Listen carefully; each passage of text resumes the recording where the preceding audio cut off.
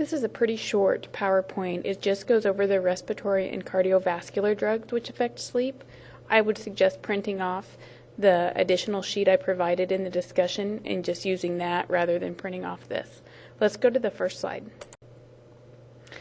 The different respiratory and cardiac drugs that cause insomnia include bronchodilators, albuterol, Xopenex, and theophylline. So all of your patients who are COPDers or asthmatics are probably going to have this as an issue. Also, corticosteroids cause insomnia. Again, those are used by both COPD and asthmatics, as well as some of the patients with restrictive lung diseases, such as interstitial lung disease. Decongestants are also known to cause insomnia, such as Sudafed. Beta blockers, used to treat hypertension and other cardiac disorders, specifically metoprolol and propranolol. They may increase wakefulness, total wake time, and the amount of stage 1. They may decrease REM sleep, slow wave sleep, and total sleep time. ACE inhibitors, they question whether or not they do cause insomnia, but none have been specifically identified to cause insomnia. The same with calcium channel blockers. It's kind of assumed that they can cause insomnia, but no studies actually identify any of those drugs that do so. Then there's statins used to treat high cholesterol, and those are known to cause insomnia. Let's go on to our next slide. Okay, as far as those drugs that cause sedation, there's only one, and it's antihistamines, diphenylhydramine, which is Benadryl, basically.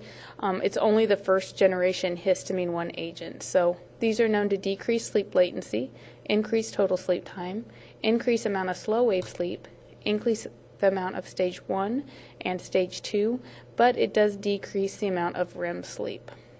Let's go on to our next slide. Now, there are some other kind of strange side effects of some of these drugs. You'll see in the first table at the top that antihistamines, such as Benadryl, can worsen RLS and PLMS.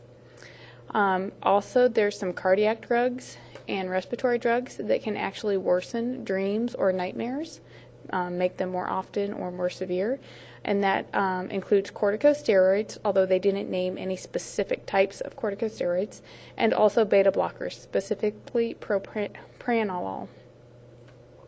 Then as far as diuretics go, they can interrupt sleep, but just because they'll make the patient get up to use the restroom. It doesn't actually have an effect on a specific stage or cause specific amount of fragmentation. It's just that they're going to be getting up to go to the bathroom more.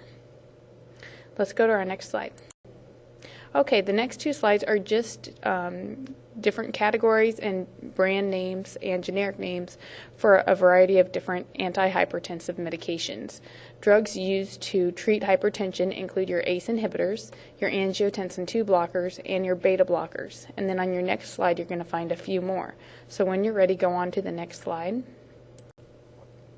Also calcium channel blockers, diuretics, and then some others listed in that last column. You should be able to recognize the name, or at least quickly look up the name and recognize that it's an antihypertensive and that's most likely going to cause insomnia, because that's generally the biggest side effect with your antihypertensive drugs.